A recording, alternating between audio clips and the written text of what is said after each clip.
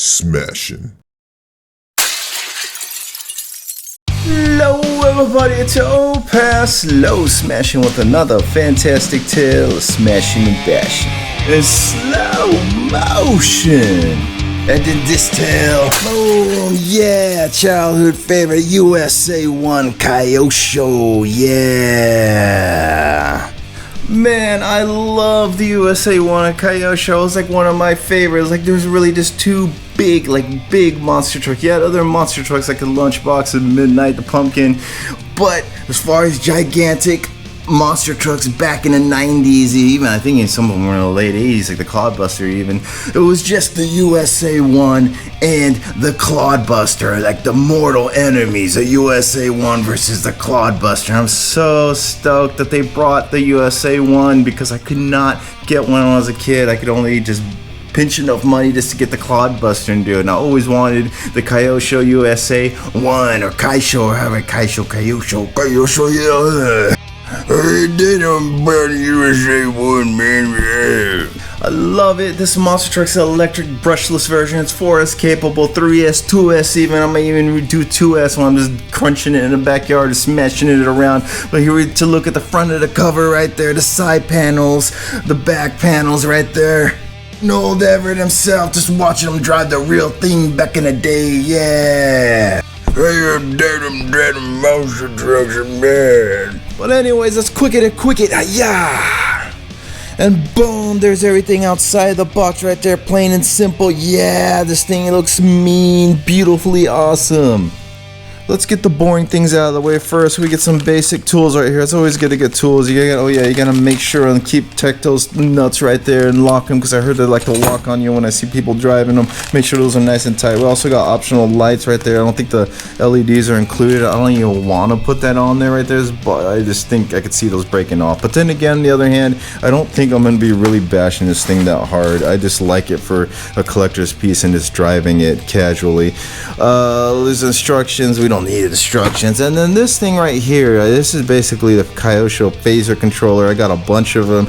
They're basic, but they do the job, and I don't mind them. The canting right there is pretty comfortable. I like them. I like the rubber grips. Does its job. And yes, I did say bashing lightly, because this is a beautiful piece, and just by looking at it off camera, we'll get to that later. But wow, this thing is certainly a beautiful truck right here. God bless America, one nation under God. Yeah, support our troops in the spirit of Christ. This is just, oh man, this is so iconic. Next to the Clodbuster, this is just awesome. Real life monster truck back in the day. Also, the body is so nice. It just makes you another reason why I don't want to like bash it too hard until I get a beater body. And even then, I wouldn't drive it too hard, but we'll go over that later. But check that out right there, ladies and gentlemen. This is just a beautiful monster truck. And aside from the body just looking nice that you just don't want to hurt, the tires right here. You got the white tires, a basic plastic right there. I want to talk about these V chevron patterns. So they are nice, soft, and sticky and grippy as compared to like something that would come stock on a Clodbuster, my SMT10, or even the LMT. These are upgraded Clod tires. I forget what brand, but they're hard compound. Even the LMT, I'd say that's somewhere in between. It's still kind of hard right there. Not as soft as the USA-1.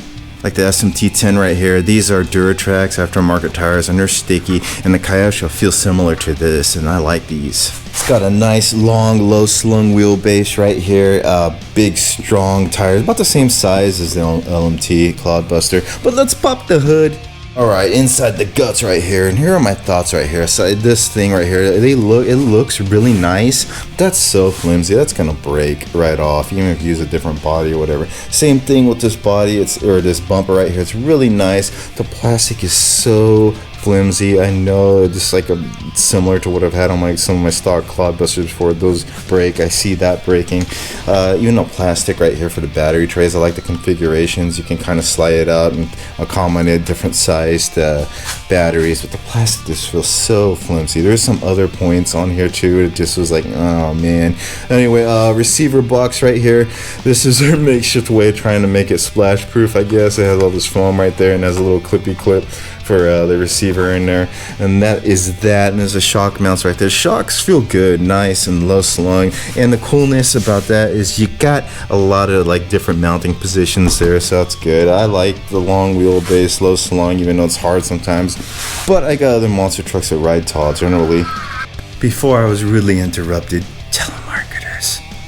The shocks are nice. The suspension just feels really nice how it is right there. The metal body right there. You got your adjustable preload right there. Wheelie bar right here. Nice thick metal right there, and that should help if you choose to dare to run this thing on 4S, which no way. I might do it just to say I have one time, but definitely a 2 or 3S for this thing. We'll get into that more of that later. Electronics right here. You got that brushless system. Never heard of like Kyosho TDRX, whatever that be. T-plug, standard DIN connectors that do the job as well. I forget how many amps, but that's on the box right there. I'll just put in a little blurb if I remember. Metal like motor mounts right here. I got some metal chassis frame right there. It feels good right here. And a weak servo that does the job, and I'm not too in a hurry to change that out. I'm sure it'll work. But this right here, look at this drivetrain right here. It uses a chain, ladies and gentlemen. That is crazy to me. I don't think I have any truck, RC, or anything that uses that, and that's just so peculiar to me. Center drive right there. You got the dog bones right here. Even the dog bones feel kind of flimsy, but it look alright. And there's some yokes, metal right there. That chain though moves that gear right there. I just see like dirt and grime, and I don't know. Hopefully that chain is durable. I just don't know. I don't really have that much experience with this kind of drivetrain. I think we got metal hubs right there, so that's cool. But look at these links right here. These are metal right here. They're so thin and flimsy. I could just see them break. Even that one for the servo that connects the plastic horn right there. It's like, yeah. These lower links right here are plastic, which in theory, even like the ones below it right there are plastic, which in theory should bend, right? I don't know. Time will tell if those will hold up, but hopefully it just bends and not breaks. Kyosho plastic, I haven't had too much luck. Like on my Mad Van, a lot of their plastic likes to break. Speaking of flimsy right here, I don't know what to call this linkage right here. This is nice and beefy right here. I like that, but this little piece right here, yeah, I don't know. I could see that breaking too. But again, your mileage may vary depending on how you drive these things. And the axles though, they look pretty beefy. They look strong, so I don't know, maybe those will be strong, hopefully. I just see some of those weak areas as concern right there. Me personally, I like to be careful. I don't like to bash too hard unless it's the stronger ones. This thing, I don't see it taking a lot of abuse, and it's just so damn nice looking though. I think I would just enjoy driving it, probably get just like a 2 or 3S and just like do some controlled bashing with it, not try to go too hard on it. I'll definitely get a basher body or a smasher body, yeah. But let's button it back up. You know what, before the smashing action, let's do some size comparisons, yeah. Alright, so outside the smash tire right here, we got the infamous LMT right there. And you can see right off the bat the USA-1's a little bit longer right there. As far as width right here, let's just put them in side to side. I'd say even a Kyosho is a little bit wider.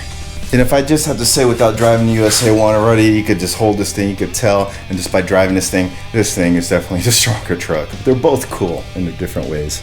Then right here we got the SMT-10, the actual Gravedigger right here, and this is a cool truck. I'd say right off the bat that even this thing's stronger too than this one, but then again I haven't driven it to be fair. This thing's definitely longer and wider, as you can see right there, or at least believe me when I say so. Here we go, ladies and gentlemen, the ancient rivalry right here. Kyosho versus Tamiya right here. Clodbuster versus USA-1. That's a basically stock Clodbuster right there. And as you can tell, I want to say this is bigger than the older vintage USA-1, but I can't remember. I say it was, yeah, I want to say it was smaller back then. But this one is what we have now, so what we're comparing. I don't even have to say anything. This thing is a lot bigger than the Godzilla Clodbuster. Alright, enough bibble babble. Let's get into some smashing action with the USA-1, man, yeah. No, now.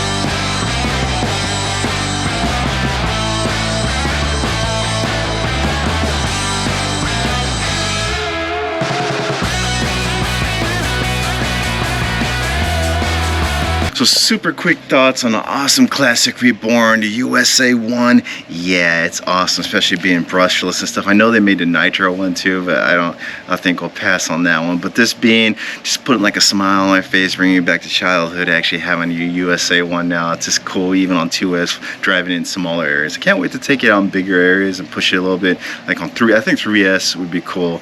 4S, I don't know, especially with those like weaker points on there. I'm not really trying to push this one that much. I think this truck's a more lighter bashing and just taking care of that sweet looking body. But y'all let me know downstairs in the comments below. Would y'all push it hard, break in, wait forever for parts from Kyosho, or just take it easier and enjoy it for what it is? It's a great collector's piece, especially if you're into photography. I love this truck. Back to my counterpart.